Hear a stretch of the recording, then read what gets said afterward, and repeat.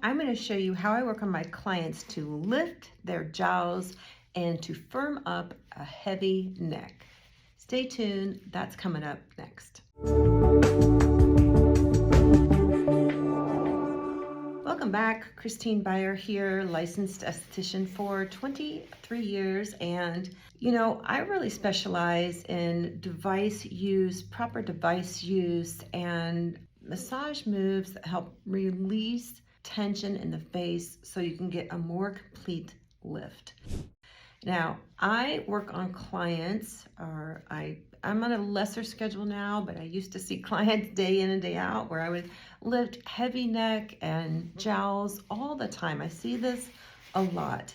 And this is really an epidemic because of device use and all our forward flexion, all the forward, driving, everything we do sort of tightens this up and makes our head pitch forward. So what I like to do is first we need to release the neck, right? So we're gonna release this, and if you followed me for any amount of time, this is the first place I go to release. And we're going to be releasing these big ropey sternocleidomastoids on either side of the neck. They get very contracted when we look forward or do this, look at our cell phone.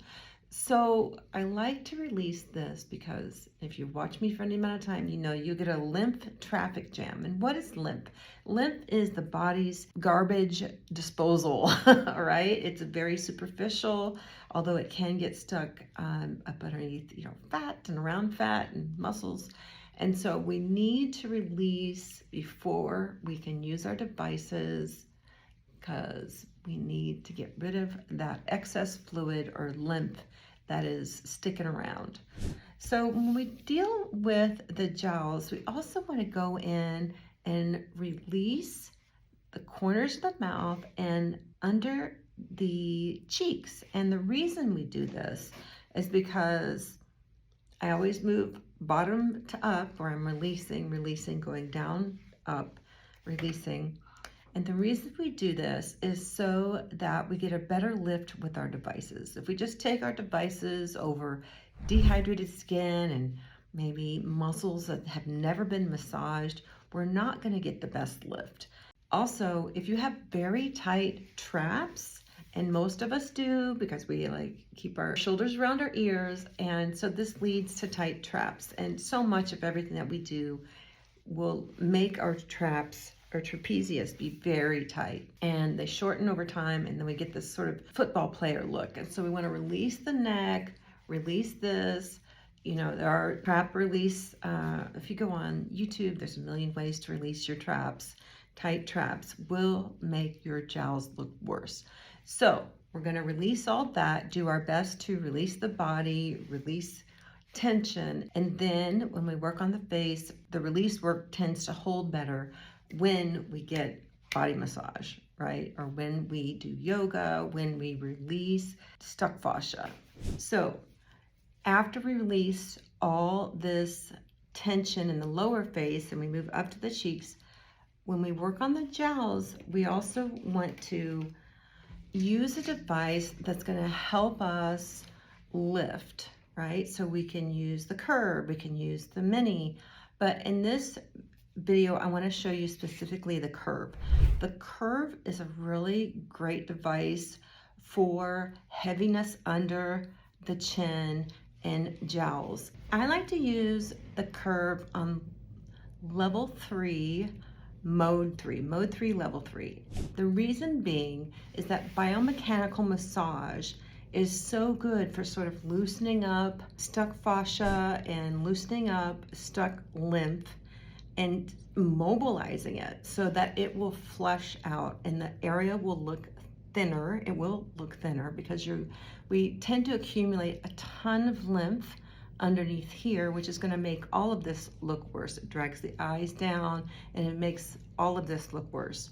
So what we need to do is use the curve, but we use the curve in vectors. If you look at this, you'll see I'm using this up underneath her chin and also in vectors. And so the vectors are moves that we do with our devices that cut across areas of common facial sag. And so we're cutting across, right across the jowl, we're cutting across the jowl, we're going straight up the jowl and across the cheek. And so when we do these moves, it helps to lift the face in a more comprehensive way. So on the jowl area, I like to, actually, it's almost a triangle. So I'll go up this way, I'll cut across, and then I'll go down. But I'm not using any pressure when I go down. I'm just skimming the face, and it's like a triangle, right?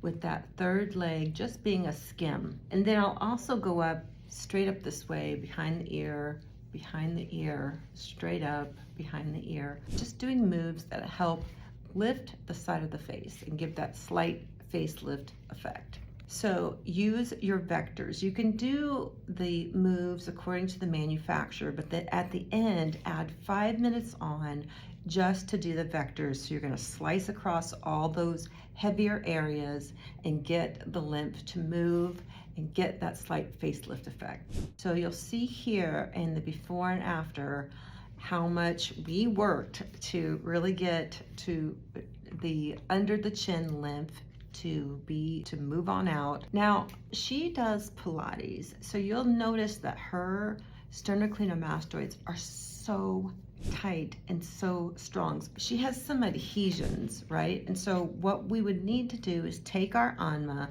and go in there and just mobilize and unravel all that stuck fascia that gets really restricted when we do Pilates moves. Now, Pilates is a wonderful modality, but it can cause increased forward flexion if done incorrectly. So you'll notice I've had to do a lot of massage work to release her traps and to sort of unstick her shoulders from her neck and face. So just know when you're using your devices, you're going to get a more complete result if you release before you lift, and if you really work on areas that have a lot of lymph so that they can start to drain. That's it. That's how I lift the jowls on my clients. I hope you enjoyed. Talk to you soon. Bye now.